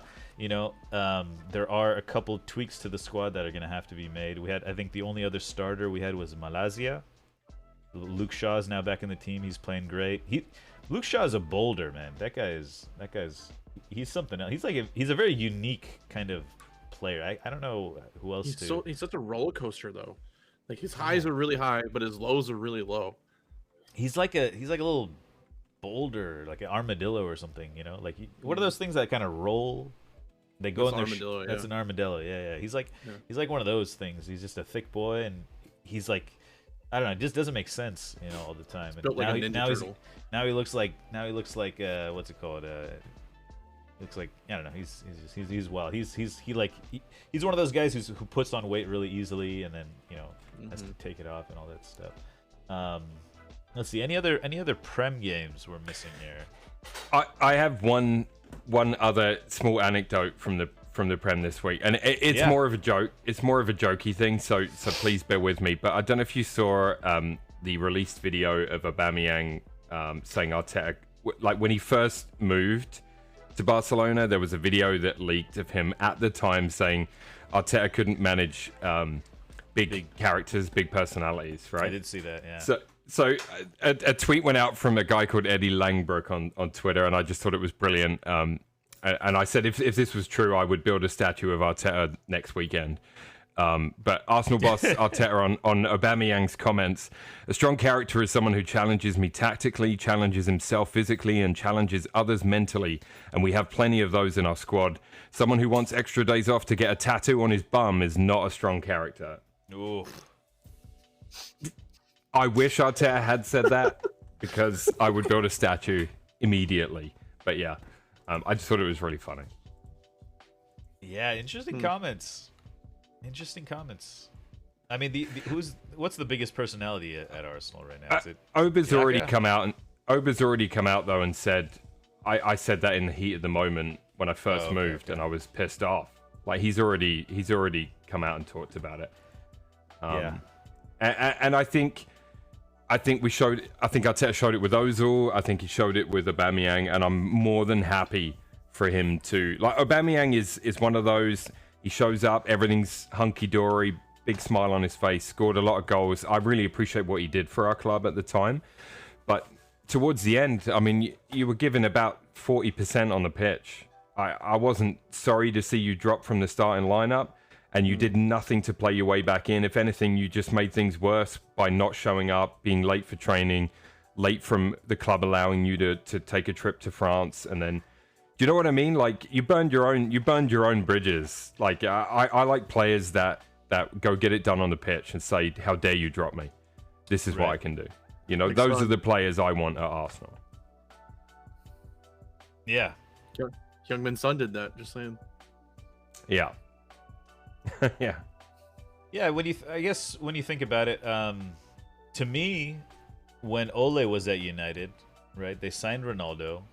And there was a Europa League game when we were playing in against Young Boys, I think, and we got a red card. Someone got a red card, and we had to sub off Ronaldo. And I saw I just, you know, this is total, like, I don't know what this is called. If this is parasocial or something. When Ronaldo came off, I just looked at Ole's face and the way he spoke to Ronaldo. And you could tell Ole could not handle his ego. Or you know, he looked at him and he was like, oh, it felt like almost the energy was, oh, I'm so sorry, Ronaldo, I got to take you off type of thing, you know? Not like, you're off, go sit down, you get it, or something, you know what I mean? Like, I don't know, there was some sort of, you felt that it was just a little too big. The stakes were a little too big. And at the time, I also said I don't think Ronaldo was ever in the plans to come to United, right? It's not like when they sat down with Ole and were like developing the squad, they were like, yeah, we want to bring back a 36 or whatever, however old he was at the time, year-old Ronaldo. Obviously, he chipped in with some goals, but I think that type of situation can, you know. There is basically what I'm saying is I think there is a point to having these large personalities that have kind of are on the trailing end of their careers type of thing, especially when you're doing a rebuild, right? When you're doing a rebuild, you don't want those types of things to change things. You look how Ten Hag's kind of handled the situation, is he's told, I mean, it's very clear that when Martial's fit, he's a starter, Ronaldo's backup, right? And now Martial keeps getting injured, Ronaldo plays, but you know, that's, and I also mentioned how it's going to be interesting who we replace Ronaldo with, because that's a massive kind of position, you know, that either it looks like it's going to be a starting striker position, and we were linked with Arnautovic, that guy who went to Leipzig, Besco or something, I forget his name, who ended up going from Salzburg to Leipzig. We were linked with Benjamin Sesko, yeah. Benjamin Sesko, that's Sesko, yeah. Benjamin Sesko. The Ronaldo situation, I feel, is a little different because, I mean, you're looking at a player that's gone and done literally everything and smashed so many records. I mean, right. Bigger than the game. But I'm just talking about how egos can affect this process. They can. I mean, and Arteta made it very clear, I'm going to have this set of values, and if you don't agree. If you're not on board with him, you won't be here. Yeah, He absolutely. made that abundantly clear from day one. He said the club is not where, like, if you listen to when he first came to Arsenal, the club is not where it should be, not where it was, not where he sees it, not the Arsenal he knows. That's his goal, is to change that, bring back the culture that he knows that should be at the club. And I think that's what he's doing. And I think that's why the team is really coming together. And why it's allowed someone like Granit Xhaka to come back from, obscurity, really. Xhaka's been playing great for you guys. He has, yeah. He's a pivotal squad member at the moment. A lot of it relies on the DMF, on the party being fit or available for selection. And I still think in January, I think we'll still be looking at a winger and a more defensive-minded midfielder. I think that's still going to be the priority. And if we're in this position, we're going to be able to attract a good one. Odegaard is good club players. captain, right? He's club captain. He is club captain at the moment. Is Xhaka vice? I think Xhaka is probably in the team, in the club, the Hierarchy. Yeah, the captain hierarchy for sure. I think Odegaard gave him the armband in a game earlier this season when he came off as well. So he's definitely in the leadership group. I'm just trying to figure out whether I should be envisioning Xhaka lifting the Premier League trophy with Odegaard or not. It wouldn't surprise me if that happened. If someone, a big deal would be made of that for sure. But you know what? I'm like I said, I'm not even gonna look at the table until planting some seeds here. Yeah, I'm not even gonna look at the table till Boxing Day. I promise you, I'm not. I'm not gonna look. I know what it looks like though. Alrighty, Wan-Bissaka got the red card. That's right. That's right. Do we have a bit of Serie A? We could any Serie A I've got a short. I have a short one? Serie A one. Yeah, we're a little low on time. So yeah. I see that.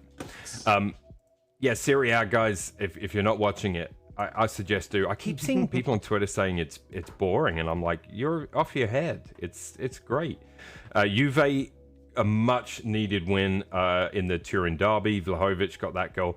Milan got another win, 3 straight for them over Verona. Rafael Leao with the setting up the opener, and then Tonali made it 2-1. What else we got? Atalanta continued their great start as well to the season. They're doing really well. They had a 2-1 win over Sassuolo, and Napoli as well continuing to win. So they stay top.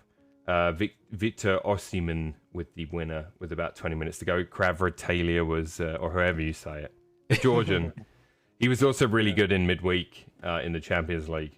He's so good. He is, yeah. Somebody's gonna definitely pop up and try and buy him, I think. But Roma won today at Sampdoria. Sampdoria they're bottom of the league anyway, rock bottom. But the biggest surprise, Chris Smalling did not score today. That was the biggest surprise. So Roma up into 4th in the table. Inter up to 7th with a 2-0 win. Martinez and Barella getting on the score sheet for them.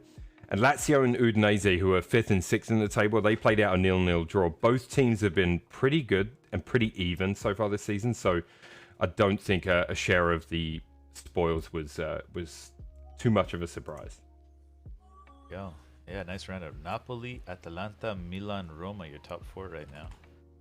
Looking Atalanta. And still, your 5 points separates 1st from 6th. Yeah. So, The table changes every weekend. It's crazy. It's great. Yeah, the haves and the not haves are not so clear in Serie A, and it's shaping up to be a really, really good season. Nice. Bayern Munich. I know Hoff had to bail on the show. Looks like Bayern Munich had a big win. Stand up, Michael, if you want to talk about a little bit about Bayern. This is actually, the size of the result was actually really surprising, because we had a pretty good rotation in the squad because of the midweek matchup, which I thought was weird considering the quality opponent that we played midweek. But overall, Leroy Sané is not, like, I know Sadio Mane was the big transfer the big signing for everybody this season, but Leroy Sané is he's really outperforming himself this season, and I think that he's one of the players that is going to be able to shine in the absence of Lewandowski, and he's showing why. His creativity and his speed, really good. It's an expected win, but we've struggled with expected wins this season, so I was happy with the result. I ended up turning it off a little bit earlier to watch the rest of the Union Berlin game, if I'm being 100% honest. But yeah, speaking of that, they beat Borussia Dortmund 2-0. I think they're 4 points ahead at the top now. Yep. Hoff had mentioned Union Berlin are team to look out for. What's going on? What are they doing? What do they do? I don't know. They're just a young team. Yeah, they're just a young team that has belief in themselves. That's a club that it's kind of like a if Nottingham Forest were to continue that success and not have rebuilt their whole team, I think like they've kind of grinded over the last 2 or 3 years with this core of young players that have kind of gone out on loan and kind of developed over time. But the last 2 years, the majority of these players have been playing with each other, and you're seeing the result of that now. And they just have a really good understanding, coach-wise, system-wise. It's a good chemistry right now, and they believe. That's the biggest thing. I'm just waiting for the clock to strike midnight and it to stop. And you're kind of seeing that with European football with them a little bit, but I think that they're gonna try to ride this out. They probably should be a lock for top 4, I think, this season, as long as they can maintain some sort of pace. 2 things. It looks like they have Sami Khedira's brother on the team, Rani Khedira. It looks like him. Yeah, I don't want to assume, but it looks like him. Mm-hmm. And I think they are related. Yeah. And the big one, and it's all making sense now. November 25th vibes. USA England. They have Jordan Sebachu up top. Pifok, right, or whatever his name is. Pifok. Yep. Pifok, Jordan Pifok. Yeah. So it's all making sense now. It's all making sense. Bundesliga being run by the Americans. I think he still is the Bundesliga top scorer, if I'm not mistaken, unless it changed that weekend. I'm not sure. But he was the Bundesliga top scorer when they announced the Team USA lineups, and he wasn't selected. I was really shocked by that. Yeah, we'll see. We'll see what happens there. Nice. Leverkusen, Schalke, Bochum at the bottom. Xabi Alonso taking over for Leverkusen. I think this was his second game in charge, I believe. Second game in charge, and they got absolutely manhandled 5-1 by Frankfurt, including a red card in the 71st minute. He has the biggest uphill battle I've ever seen for a first-time manager. You guys know what Eintracht means? I forget what the translation is. It's Unity. Like, it's like United, I guess. Like okay. Union Club or something like that. Okay. Cool. Yeah. Bundesliga. It's interesting to see Bayern not in first. They're 4 points behind. It'll be interesting to see what goes on there. Should we get to some games, guys? Let's get to a couple games. Sure.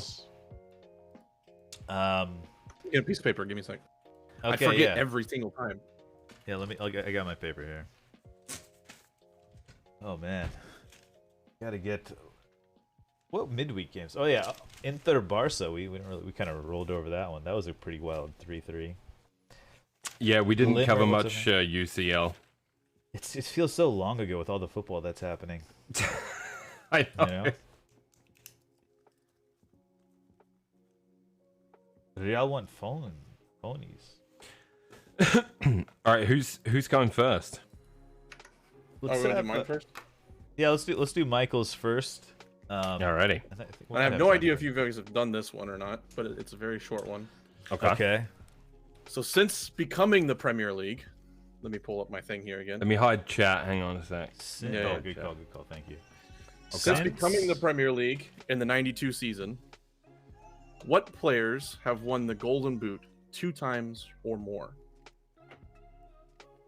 The Golden Boot 2 times. The Premier League more. Golden Boot, yeah? Yes. There are 8 players on my list according to this. Golden Boot twice. Oh my god. This is going to be tough. Well, one of them I've got a big question mark over, but I've got 4 names so far. I think I one's have wrong. I have 5 so far and counting. Twice. Yes, twice or more. Twice or more.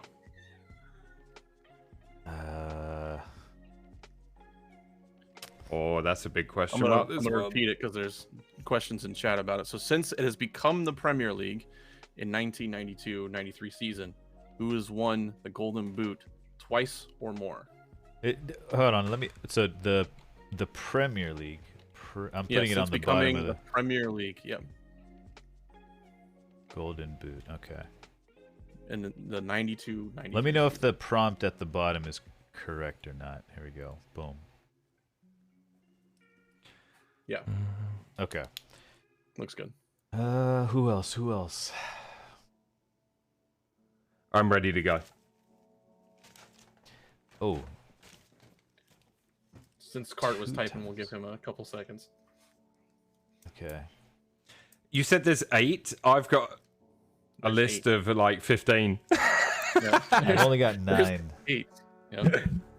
Yeah, so we've already definitely got way too many that are incorrect on our list. True. Now it's just a question of picking one from the list at random. So no worries, no worries. All right, Milo, we'll start with you since you seem to have many more names. Yeah, I think so. Thierry Henry. Thierry Henry is correct. He is also the most winningest with 4. The only player with 4 in Premier League history. Oh boy. Alrighty. I've got a lot of names here. I'm gonna go with one just because he seems like he would have won it more than twice. Or twice or more. Okay. I haven't really seen this player play. Alan Shearer? Yeah. Alan Shearer is correct. He is one of 3 players to have won it 3 times. That's how unsure I am, by the way. I'm picking players I haven't seen play. Yeah. It's twice or more, right? Twice or more, yep. Twice Okay. or more. Just reiterating, no worries. Okay. I can give you. So we've already Harry talked about Kane. Harry Kane is correct. Yes. Okay. Harry Kane is also in the elite club of having 3 or more. There are 4 players who have won it 3 or more times, to give you that hint. Okay. And you've already nailed 3 of them. Let's see here. I don't think it's this one. I don't think it's this one. I can't confirm. I don't think it's that one. Okay, I'm gonna go with.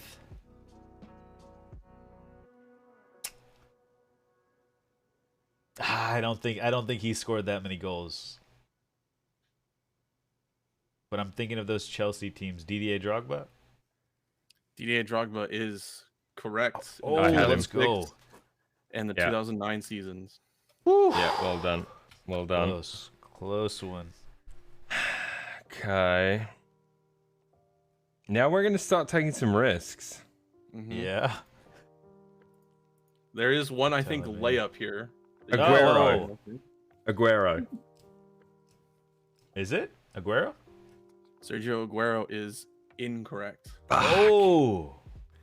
Go on, Sergio Aguero Cart. has won in 2014. Cart with a chance to win it. I mean, this guy will. Okay, I'm just gonna go. Okay, I'm trying to think if I feel any more confident with the other ones. There are 2 others that I feel confident about, but this is. I can guarantee one for this guy. But did he do it before? I feel like he did. Mohamed Salah. Mohamed Salah is correct. Oh, 2. Mohamed Salah has 3. The 3.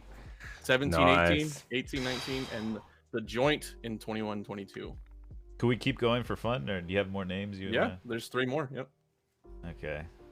Milo, The 3 that you you wanna have guess not one? listed have won it twice.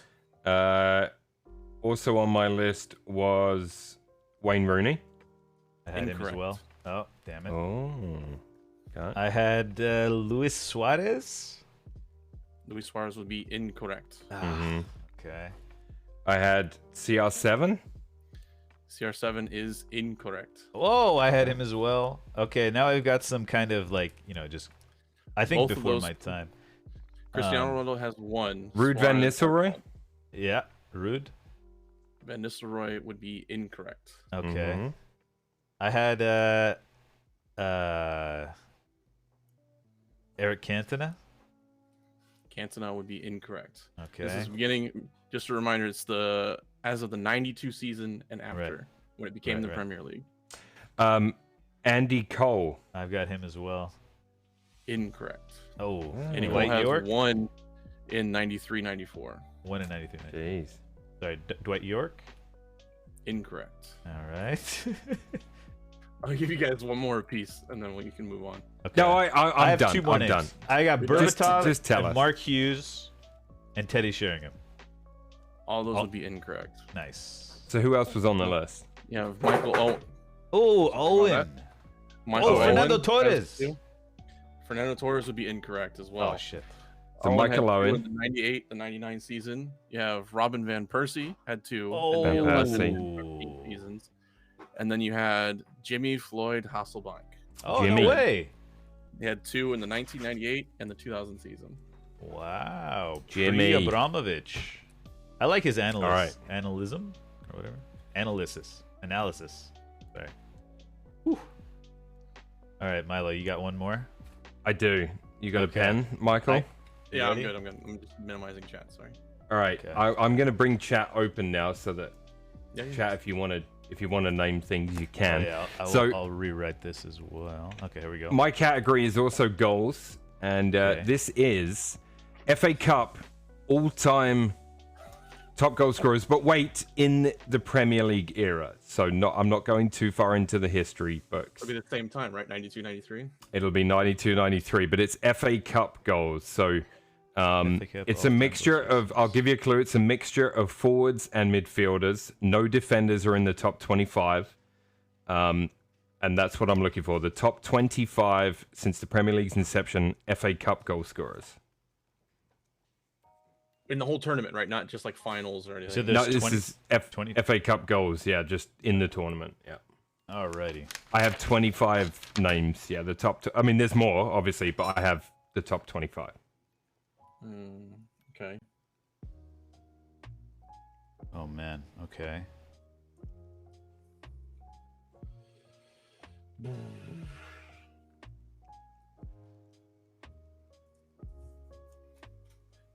And did you say how many was 25th, or is that not allowed?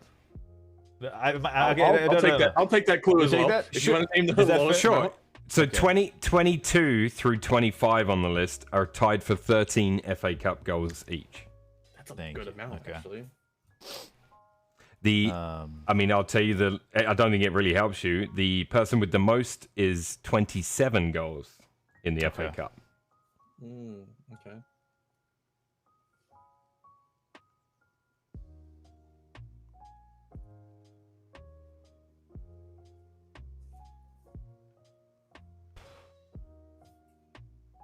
You did say no defenders are on that list, right? No defenders are in the top 25. Okay. There's only one name that I could think of, but it didn't matter. I only have the top 25 on from that era. It's actually a good website. I can enter the years that I want to pull the stats from. It's good. Let's see here.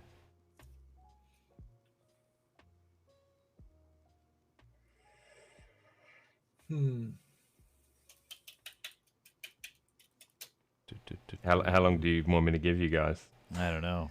This. I mean, I don't think I'm gonna get. I think at some point I'm just gonna start. Yeah, I'm know. probably just gonna start. Yeah, Yeah, I mean, cup competition. It's that's what scares me. the infamous FA Cup. All right, who wants to go first? I'll go first. Thierry Henry. Thierry Henry is not in the top 25 FA Cup scorers. Well, there's no surprise he didn't win the that time. Ballon d'Or now. You know. Jesus, he's letting me down. I thought you'd pick a list with Henry on it. Okay, that was some bad insider trading. Okay, that really makes me question my list. Iran's asking, are these all Prem players? Because it's probably players stat padding. Look, I don't have the detail on it, but let's just say they are all Iran, because this probably is like third round onwards or something like that. Who knows? Okay. It doesn't say. You know, I didn't even think about the fact that the FA Cup. Yeah, just these are all players you guys know. That's all I'm gonna say. Okay. I would say top of my list was Wayne Rooney. Wayne Rooney comes in at number 3 for All two right. different clubs. He has 23 FA Cup goals. That's a GG, but let's keep going. Yeah. I'll go with Luis Suarez. Luis Suarez is not in the top 25. Dude, I am just. All right, there we go. Okay. Michael? Number 2 on my list was Sergio Aguero. Sergio Aguero is number 5 with 20 FA Cup goals for Man City. All right, let's see if I can make it 3 in a row. I'm gonna go with, let's see, Ruud van Nistelrooy. Ruud van Nistelrooy is number 18 on the list with Ooh. 14 FA right. Cup goals. Good shout. Well, keeping with the Vans, Robin van Persie. Van Persie is not in the top 25. Oh wow. Michael Owen. Michael Owen not in the top 25. Oh my goodness.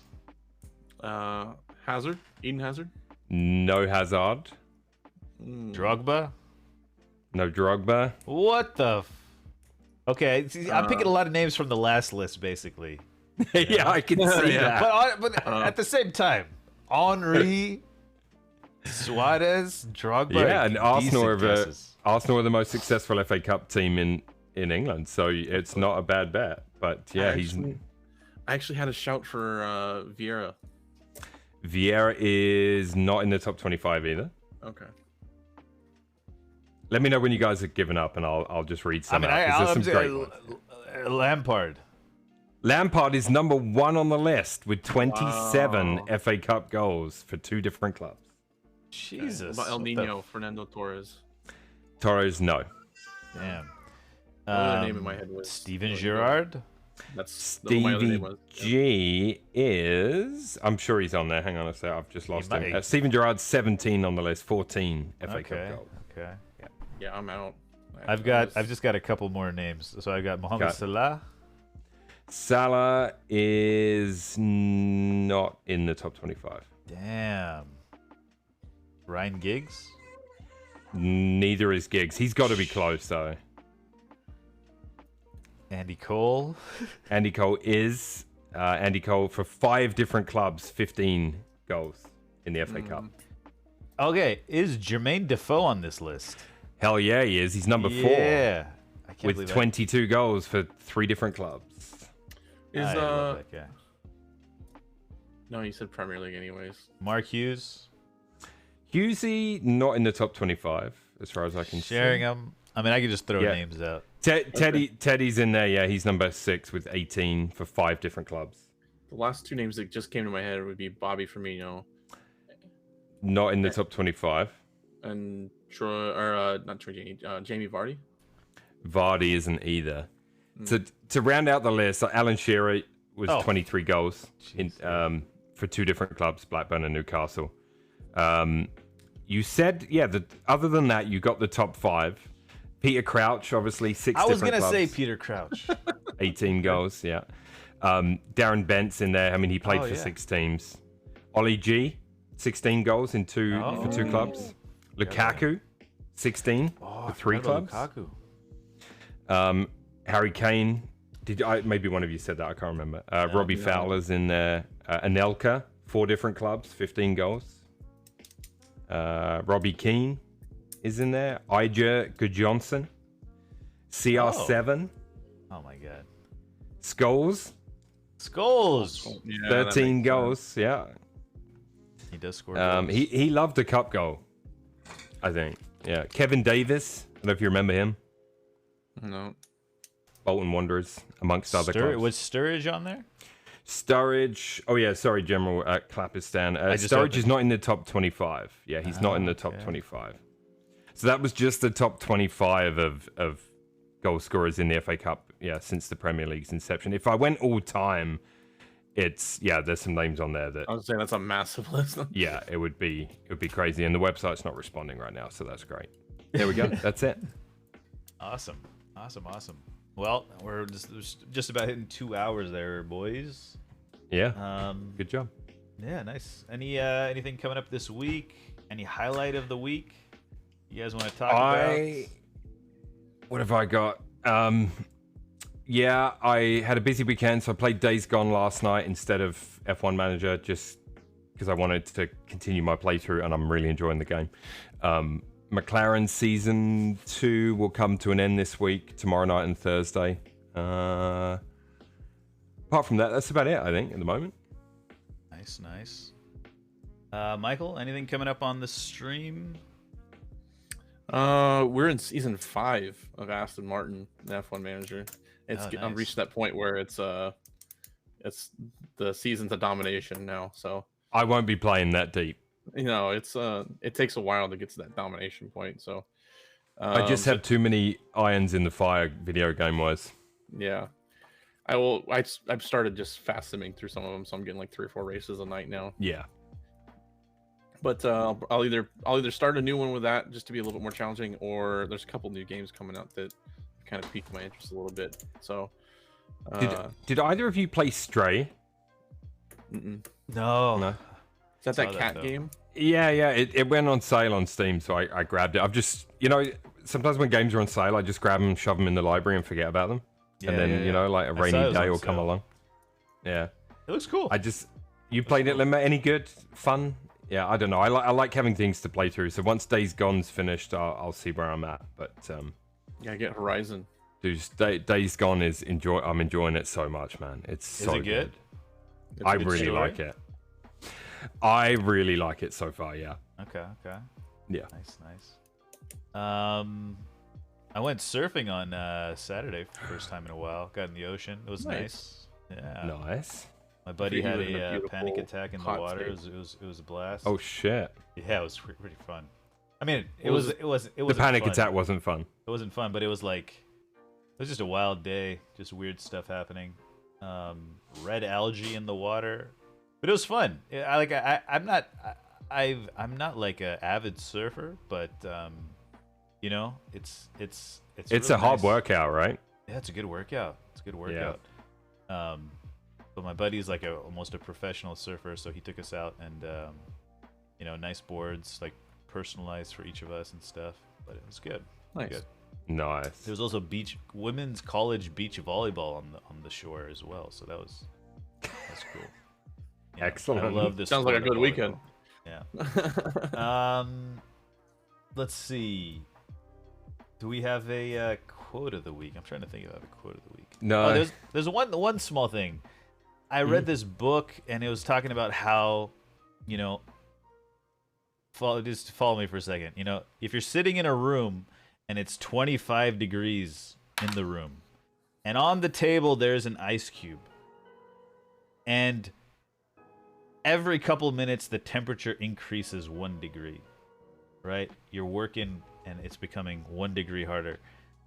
1 degree, and only nothing changes to the ice cube until you hit 32 degrees, and then at that moment, then it begins to melt. And it was talking about how progress, you don't see progress right away when you're doing something, right? It takes a lot of moments leading up to that point of change, and it's good to keep that in mind when working on a long-term goal or something. You might not see results, but at a certain point you will see results. You just got to believe that at a certain point, the ice cube will begin to melt. And I thought that was it's kind of a long-winded quote, but that's the kind of the quote I read earlier this week. But I thought it's that was deep. nice. I like it. Yeah, it was nice. Moving to less deep, Milo, do you have a of course. You don't have to dad joke ask. to write us off? There we go. Milo with the weekly dad joke. leading into the outro. Milo. Michael, thanks for joining us tonight. Yeah, Michael, It was thank you very much. Absolutely. Oh yeah, sorry. Always a pleasure. Check out the links and everybody's stuff. Yeah. On Twitch. You know where we Everyone's on are. Twitch here. Yeah. We're on social media and Twitch and Yeah. Twitter and yada yada yada. Yeah, Yeah, thank you so very much for it's a joining, real. Yeah. Thanks for having us, Cart, as always. Yeah, very simple one this week. What do you call cheese that isn't yours? Nacho cheese. Oh, beauty. That's it. Beauty. Simple, effective. I was gonna go with a dirtier one, but I'll save that. It's like that one. It's like this is an A-B conversation. See your way out. Yeah, exactly. The other one is this is a taco burrito conversation. Nachos.